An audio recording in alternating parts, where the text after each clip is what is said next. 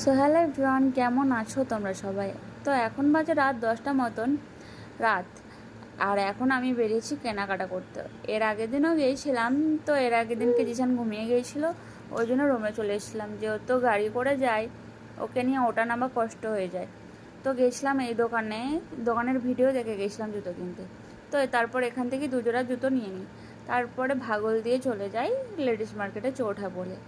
রাস্তায় গিয়ে দেখি কি পরিমাণে ভিড়, কেউ বলবে না যে রাত 10:30 বাজে। দেশের মানুষ এতক্ষণ ঘুমিয়ে কাদা, যে পরিমাণে ভিড়, মনে হচ্ছে 11টার সময় এলে ভালো হতো।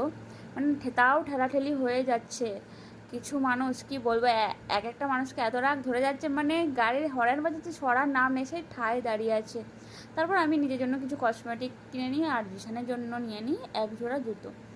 যেহেতু কিছুদিন পর দেশ চলে যাব, তাই এখন থেকে কেনাকাটা চালু করে দিয়েছি অলরেডি। বেশি কিছু কেনা নেই, তবুও টুকিটাকি যেগুলো না কিনলেই নয় একদম, সেইগুলোই কেনা।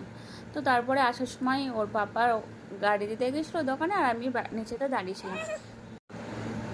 তারপরে আমরা কেনাকাটা করে রুমে চলে আসি। আর রুমে এসে জিসানকে জুতোগুলো পরিয়ে দেখছিলাম যে কেমন হয়েছে। আর জিসানকে ওর পাপা তো কাঁধে তুলে নিয়েছিল।